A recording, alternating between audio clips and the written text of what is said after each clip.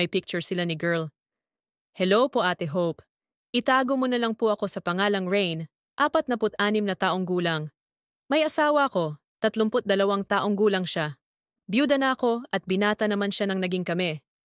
Meron po akong anak sa namatay kong asawa, pero wala pa po kaming anak ni current partner ko. Noong una, masaya naman po kami.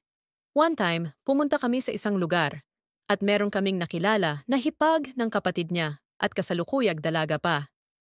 Nabigla ako dahil sinabihan niya akong wag sumama sa kanya dahil hindi niya mahahawakan ang kamay ni girl.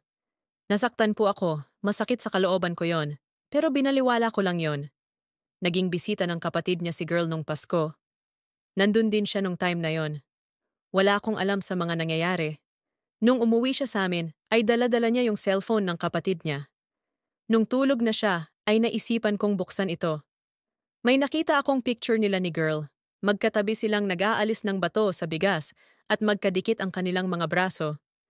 Bigla akong kinabahan, naisip ko na baka totoo yung biro niya sa akin. Nagtatawanan pa sa chat yung mga kapatid niya. Inaway ko po siya nitong Enero. Tinanong ko kung ano ang meaning ng picture nila na yon ni girl. Sabi niya sa akin ay wala daw yun hanggang sa umuwi ulit siya sa kanila. Uminom ako at pumunta sa kanila, pero ang mga magulang niya ang sadya ko. Sinabi ko sa kanila na ako ang pinagdududahan na may lalaki. Samantalang ang anak nila pala ang may tinatago. Sagot ng mama niya, nag-aalis lang naman daw ng bato sa bigas, pero feeling ko ay pinagtatakpan niya lang. Umiyak ako dahil sa sobrang sama ng loob ko. Nung umuwi ako, ay sumama ang partner ko pabalik sa bahay ko.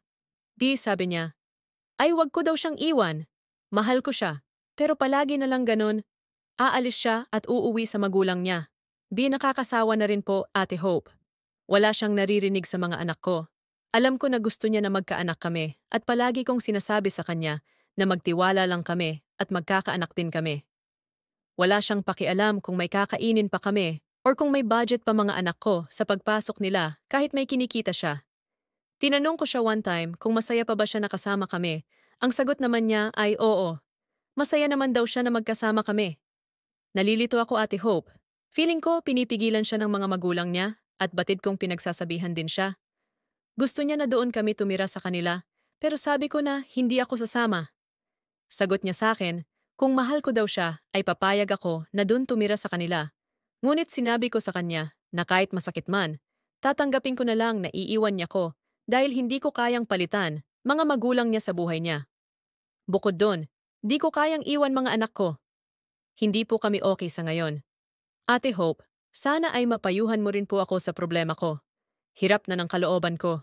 Magkakaanak pa po ba ako sa edad ko na 46? Yun lang po ang gusto niya, kahit isang anak lang daw po. Pa-advise po, di ko na alam ang gagawin ko. Salamat po.